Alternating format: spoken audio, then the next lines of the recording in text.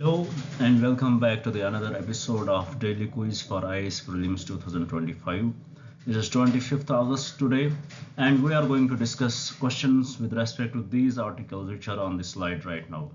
Every day we take up this class. In fact, in this class we discuss the current affairs. We discuss the questions based on the current affairs every day.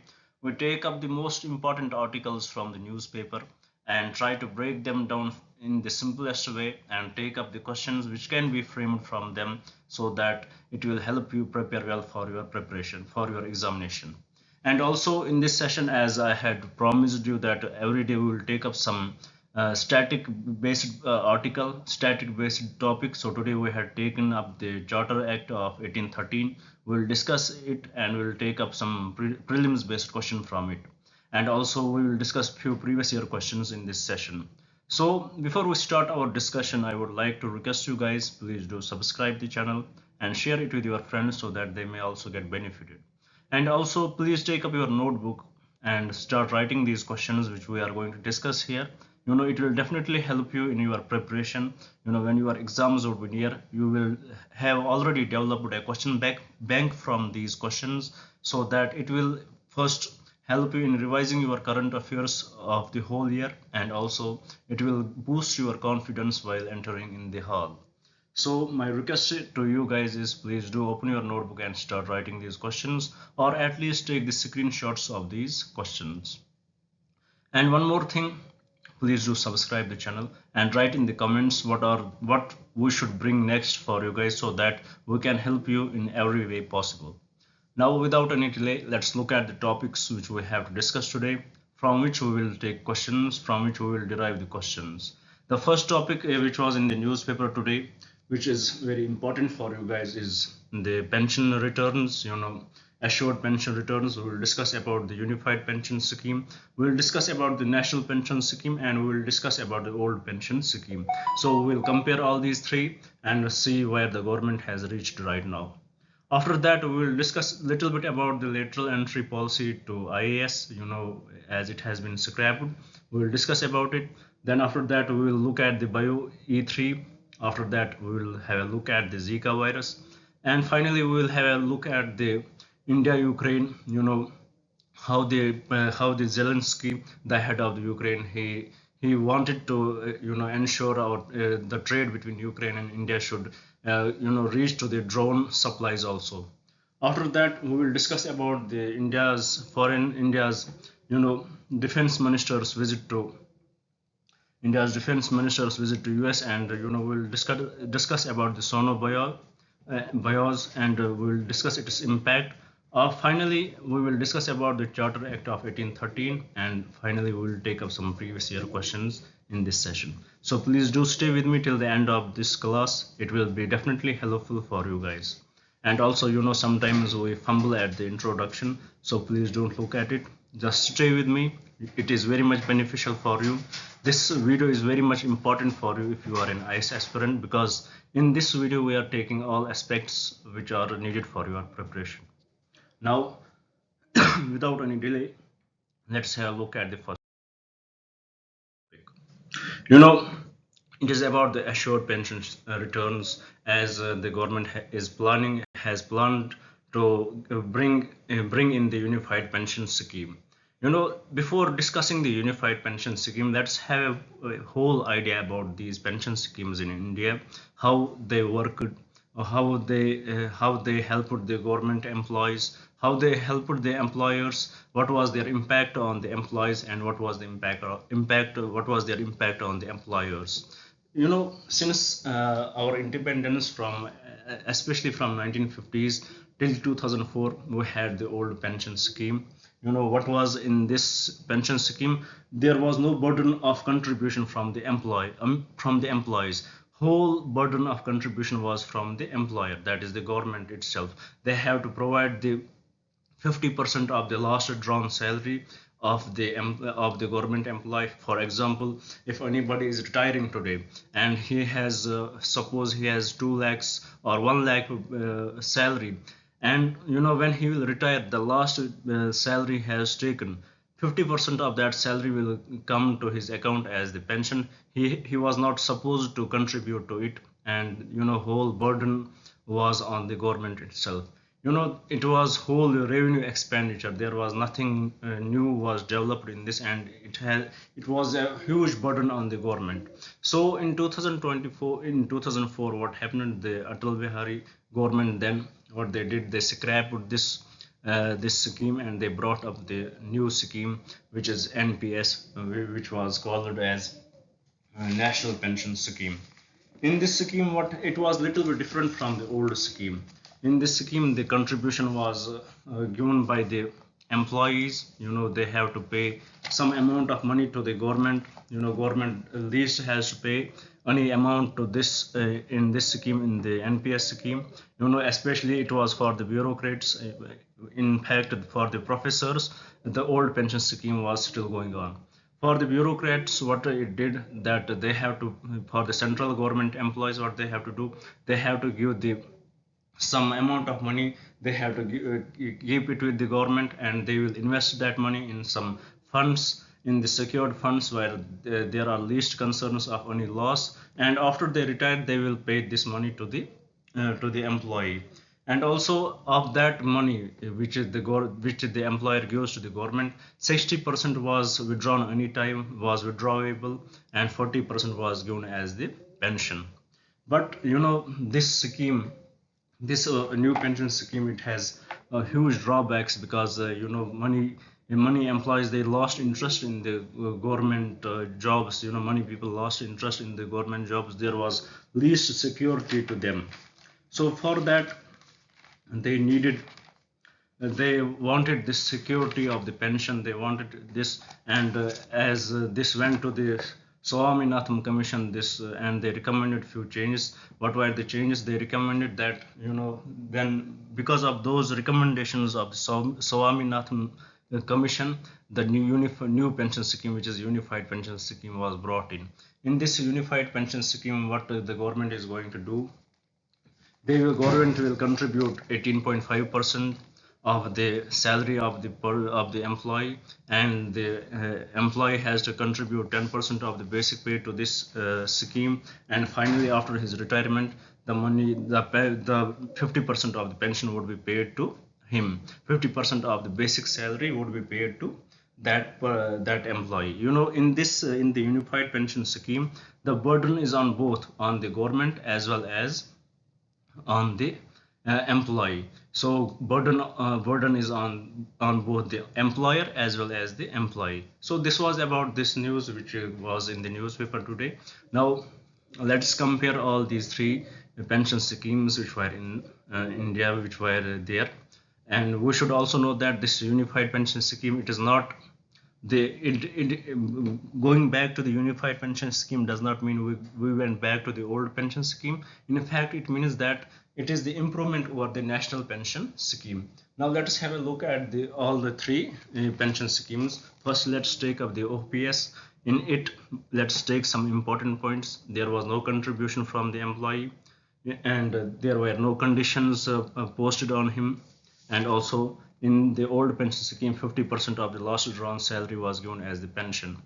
In NPS, contribution of the government was zero, and it was basically the voluntary for the public and for the private people, and it was compulsory for the public employers, for the public employees, or compulsory for the government employees, and also it's the contribution was wholly given, and the whole money was given by the employer, by the employee himself.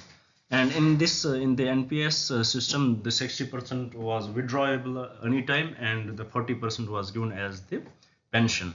Then coming to the UPS, which is the unified pension scheme. In this, it is also compulsory for the government employees. It is their will whether they want to shift from NPS to UPS. It is up to them.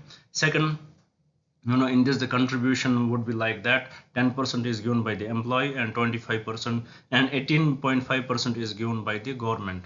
And this 10% is given by the employee for at least for the 25 years. And also in this, after the retirement, 50% of the last drawn salary will be given as the pension. So this was about this assured pension returns. Now let us have a look at the question, how UPSC can frame a question from this article. Let's have a look at that. Let's understand more about this article. You know, we had framed a question here with respect to the national pension system. So let us see what does it say. Above, let's have a look at the question itself. It says, which of the following statements regarding the national pension system are correct? The first statement, the NPS was launched in 2004 for central government employees and later extended to all citizens in 2009. 100% correct. Second statement, the NPS allows both public and private sector employees to contribute to their retirement savings with options to choose between various investment schemes. Also correct. Third, contribution to the NPS qualify for tax deduction under Section 80C of the Income Tax Act. 100% correct. Fourth, the NPS provides a fixed pension amount at retirement and allows for partial withdrawal under specific conditions. No, there was no fixed pension amount at the retirement. It all depended upon the contribution given by the employee. So statement 4 is incorrect. For this question, the correct statements are statement 1, statement 2 and statement 3. So with this we conclude our discussion with respect to these pension systems. Now let's have a look at the another article which was in the newspaper today. Here in this article we have to discuss about the lateral entry policy with respect to the IAS. Before we go into this article, as we know this was scrapped by the Supreme Court.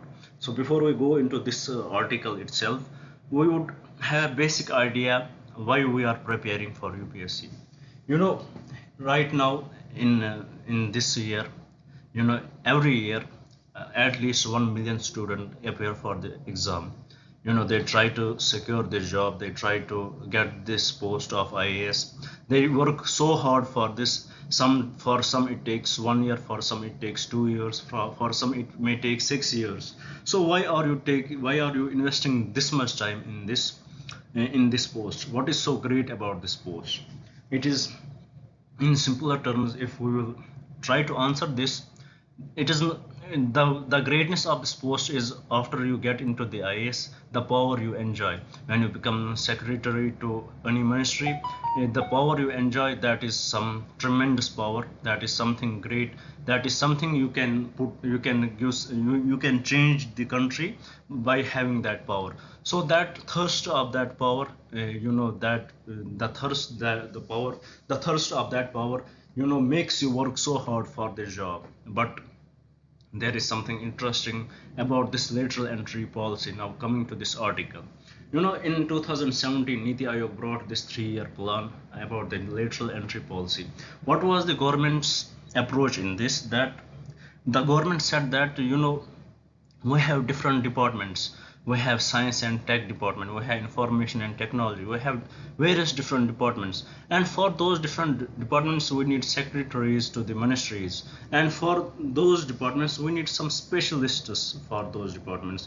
We don't, you being an IAS aspirant, you are not specialist in any subject. Maybe you are having some optional subject, but that does not mean that you are specialist in that subject. You are not specialist in any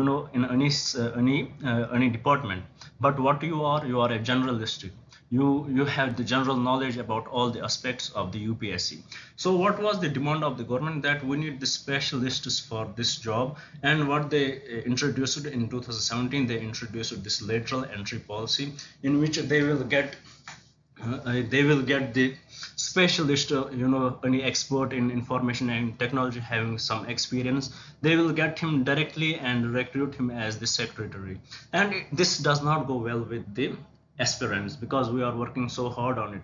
And those who get as the secretary, they don't have to follow the procedure which we are following for this examination. So it does not go that well with the other aspirants, and it does not go that well with overall bureaucracy.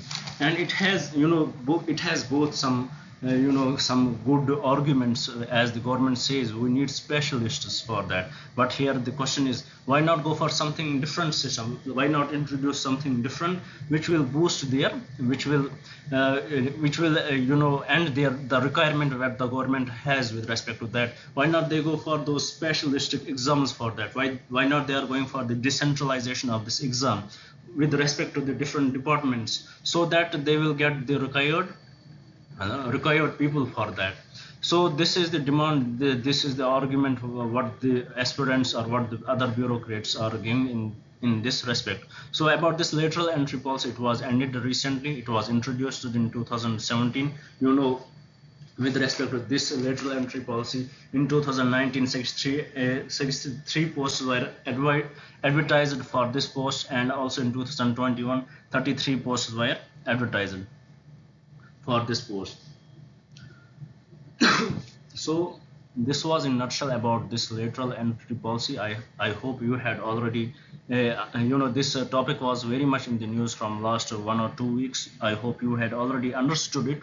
So the purpose of discussing this here is to get you the basic idea about it in the simplest way possible. I hope I delivered it. Now let's have a look at the question which can be framed from this article. Here the question says, which of the following statements regarding the lateral entry policy into the Indian administrative service are correct? The first statement, the lateral entry policy allows professionals from various fields to enter the IAS directly without going through any UPSC civil service examination. This is a very catchy statement, even though it seems very much correct with respect to what we understood in our discussion, but the statement is not totally correct. Even though they don't have to follow the same procedure which we follow, but there are some recruitment processes done by the UPSC through which they are recruited. They are not directly taken from the companies. They have to go through examination. So statement 1, it is partially incorrect, so we will go for the incorrect. Statement 2, under this policy candidates are recruited at mid-career levels for specific posts based on their expertise and experience. 100% correct, nothing wrong with this statement. Statement 3, the lateral entry policy aims to bring in specialized skills and perspectives to improve administrative efficiency and governance. 100% correct, that is what we understood from the excuses given by the government. Statement 4, the policy mandates that the lateral entry candidates must have a minimum of 15 years of relevant experience in their respective fields. This is not mentioned in 15-year period is not specifically mentioned anywhere. So this statement is also incorrect. So for this question, the correct statements are statement 2 and statement 3 only. Now let's move to another article. It is about the Bio E3. Recently the union government, they understood the need of the biomanufacturing. They understood how this biomanufacturing can be useful in the economy, in the environment and employment of the people. So they had noted few of its important usages of the biomanufacturing, and they are as given, like as in the newspaper it was these can be used in bio-based chemicals and enzymes. They can be used in functional foods and smart proteins. They can be used in precision biotherapeutics. They can be used in climate resilient agriculture, carbon capture, and futuristic marine and space research. So about this article, this is a very small article. About this, what is important for us to understand the usage of the biomanufacturing, how Bio E3 was highlighted by the union ministry. So let us see what can be the question framed from this article. This is a very small article. The purpose is you can connect to the news analysis which I hope you would had already done. If you had not done, then this much information is enough for you guys. Now let us have a look at the question which can be from this article. The question says, which of the following fields benefited from the application of biomanufacturing? Whenever such questions come, for example, there will be a question, which of the following fields benefit from the AI? Which of the following fields benefit from any such thing like biomanufacturing? Most of the times all the options given are correct.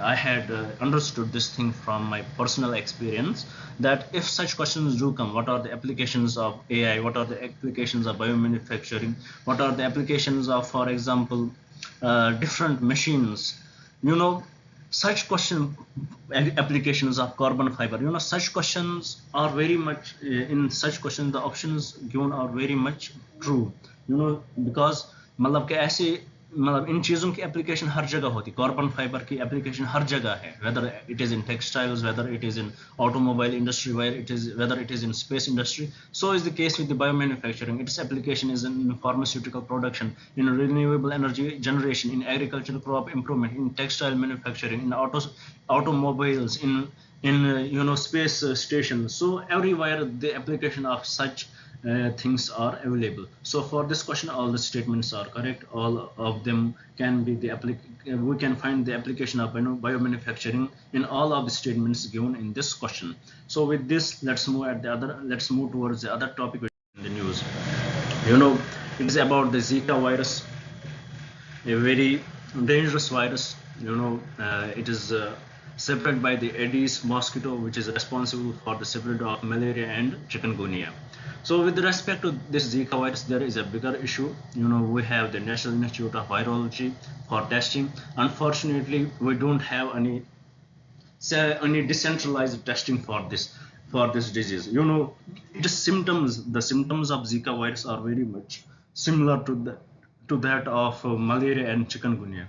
And testing for the Zika virus is very much difficult in India, because we don't have any such certified kits available in India which are manufactured in India, so that there is no decentralization of these certified kits. When a person is getting infected from the Zika virus, it takes at least 20 to 30 days for him to conduct the test, to get the results of the test. Usually doctors, what they go for the malaria testing, they go for the chikungunya test. Then when they eliminate these options, then later they will go for this Zika virus testing, and it creates huge problem in our country, because this disease is very dangerous. This is very fatal disease, and it can lead to the deaths of many people. So this is the problem with the testing, is the problem with the Zika virus. Only place where testing is done with respect to this virus is the National Institute of Virology, and the kit which we use is RT-PCR kit. It is actually Atlantic based. It is approved by the American agencies. So we are only using this kit, and it is available in the National Institute of Virology. So it gets very much difficult for patients to get tested with respect to this Zika virus. So this was in the news. This is a nutshell what was in the news. I hope you had understood it. If you had not read the paper, this much information is enough for you to retain, to understand the topic. Now let's move at the question which can be framed from this article. Here the question says, which of the following statements regarding the Zika virus are correct? It is a direct question based on the Zika virus. First statement, the Zika virus is primarily transmitted to humans through the bite of infected Aedes mosquitoes, 100% correct. Second, Zika virus infection is known to cause similar symptoms as that of malaria and other such infections, 100% correct. That is why testing of this Zika virus is very much difficult in our country. Third statement, the virus has been linked to birth defects such as microcephaly in newborns when pregnant women are infected, 100% correct. Fourth, there is currently an effective vaccine available for the Zika virus. This is totally incorrect. There is no effective vaccine available for the Zika virus. There is developments going on this. So for this question, the correct statements are statement 1, statement 2, and statement 3. Now with this, let's move towards the article which was in the news. It is about the Defense Minister Rajnath Singh. He is in the US. There is US-India strategy forum. We are going to buy sonobuoys from the US. It is for the military applications, for defense applications. These sonobuoys, they have both commercial and military applications, but we are going to buy this for the military applications especially. So what are these sonobuoys? They are the anti-submarines. They act as a transmitter. They are dropped from the air, or they can be dropped from the ship. It breaks into two parts. One goes in deep into the water, and another acts as the transmitter. So this is the nutshell about the sonobuoys. Now let's have a look at the question which can be framed from this article itself. Here the question says, which of the following statements regarding the sonobuoys are correct? The first statement, sonobuoys are primarily used for detecting underwater objects and submarines, 100% correct. They are typically dropped from aircrafts or ships and float on the surface of the water, 100% correct. They may float on the surface of water and another part enters into the deep into the water. So this statement is correct. Third statement, sonobuoys operate using acoustic sensors to detect sound waves underwater, 100% correct. Fourth statement, sonobuoys can be used for both passive and active sonar operations. By this we mean that they produce the voice, they produce the sound and they can detect the sound. So all the statements with respect to the sonobuoys are correct. So for this question, all the statements are correct. With this, we complete today's discussion with respect to the current affairs, and we have taken up the important questions which can be framed from the article. I once again say one thing here, that the main purpose of this discussion is not discussing the articles. The main purpose is discussing the questions which can be framed for them, and by this we also put some light on the article so that it gives you the proper idea where from the questions do come and how you can relate it to your current affairs. Now with this, let's have a look at the static portion topic, and that is Charter Act of 1813. Now let's have a look at it. Right now we are discussing the polity, which the sub polity, Indian polity we are discussing right now. To understand the Indian polity, we have to understand some of the concepts of the modern history. It is very much essential for you, because you need to connect how this centralization, how we were decentralized, how the centralization happened, and how there was the need of the decentralization of the polity, there was the need of the decentralization of governance, how the provinces came in, and how the power was distributed to those provinces. So we have to understand and visualize this trend. And also there is a concept that in our polity, that executive is responsible to the legislature. So we have to understand this, how earlier the legislature was was responsible to the executive. Now how it shifted to the executive being responsible to the legislature. We have to understand and visualize this trend. So that is the reason we are discussing these articles from the modern history. And for you, I want to mention the source which we are taking for this understanding, for this discussion. It is totally Lakshmikant book for the Indian polity. So today our discussion is based on the Charter Act of 1813. So let's understand the key features of the Charter Act of 1813. Its key features are: first, it abolished the trade monopoly of company in India. So it directly gave the signals that the days of the East India Company in India are very much limited, and British Crown is going to overthrow the East India Company and take Indian territories which were under the British Indian territories, the territories of East India Company directly under the British government. So it was a clear indication that trade monopoly of the East India Company ended, but it extended its monopoly in trade in tea with respect to India and trade with China. It was extended, but the overall monopoly in India was ended. And also this Charter Act of 1813, it established the sovereignty of British Crown over the company's territories in India.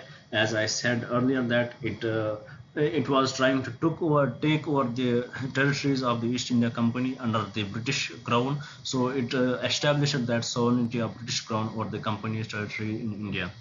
It showed the Christianitic zeal. It allowed Christian missionaries to come to India for the purpose of converting the people, to be precise, but to be technical, for the purpose of enlightenment of the people. So it allowed the Christian missionaries to come to India for the purpose of the enlightenment of the people, for the separate of the Christianity. It allowed Christian missionaries. Fourth, it provided for the separate of Western education among the inhabitants of British territories in India, so that they may get well connected with the ideas of the British, so that it will be it would be easy for British India to govern the Indian subjects. And also it authorized the local governments in India to impose taxes on persons, and they can also punish them. So these are some important features which are very much important to understand the Charter Act of 1813. These were the important features of this Charter Act of 1813. Now let us have a look at the question which can be framed from this Charter Act of 1813 with respect to your prelims preparation. Here the question says, which of the following statements regarding the Charter Act of 1813 are correct? The first statement, the Charter Act of 1813 marked the end of the East India Company's monopoly over Indian trade except for trade in tea and trade with China. 100% correct. We understood it from our discussion. Second statement, it provided for the establishment of a parliamentary committee to oversee the administration of British India. There was no such provision. This is totally absurd, totally incorrect statement. Statement 3, the Act allocated funds for promoting education and the development of infrastructure in India. 100% correct, so that they can connect with the people in India and better and do the better governance. Fourth, it introduced the concept of legislative council for the provisions of British India. No, it was established way later. It was in fact established in the Charter Act of 1853. So the statement 4 is incorrect. The correct statements with respect to this Charter Act of 1813 are statement 1 and statement 3 only. And from the code given below, the correct statements are the correct option would be option A. So with this, we complete our static portion also. Now let's have a look at the questions from the previous year question book. Get the idea from them, get the information from them, and know the methods by which we can solve those questions and how we can implement the knowledge which we get from the previous year questions in our next examination. Let's have a look at the previous year questions now. Here the first question says, if you had been with me, we are right now, we had already completed our prehistory, ancient history related questions. We had completed medieval history related questions, and we are about to complete the modern history related questions. So here the first question is, what is the correct chronological order of the given viceroys? If you had been with me, you had followed my classes, then you would definitely know that whenever such questions do come, one thing I do that I give them in the correct chronological order, so that to avoid any confusion. So for this question, for the question number 1, the correct chronological order is as Lord Curzon was among these four. First it was the Lord Curzon 1899 to 1909. Then B was Lord Hadding 1910 to 1915. Third, Lord Chelmsford, it was from 1916 to 21. Fourth, Lord Irwin 1926 to 1931. So the options given here are in the best chronological order. So for the question number 1, the chronological order is given as the options are A, B, C and D. Now moving to the another question, it says what is the correct chronological order in which following princely states were annexed by the British India.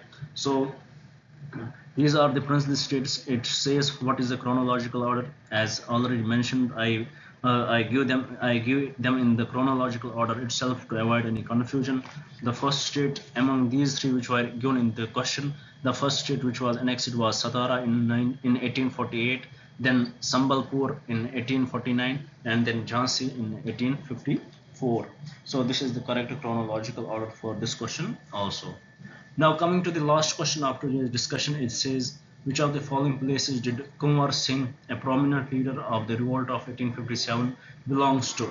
So what was the region did with this Kunwar Singh, who was the prominent leader of the revolt of 1857, where did he belong to? Was he from Bihar? Was he from Madhya Pradesh? Was he from Rajasthan? Or was he from Uttar Pradesh? He was definitely from the Bihar. He belonged to the royal Ujjain house of Jagdishpur.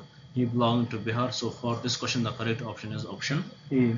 The correct option is option A. With this, we complete today's discussion. I hope you would like the video. I hope you would share it with your friends, and I definitely hope that YouTube would, share it with as many people as possible which are on the internet, which are discussing, which are preparing for this UPSC. I hope so. Thank you for staying with me. Thank you very much.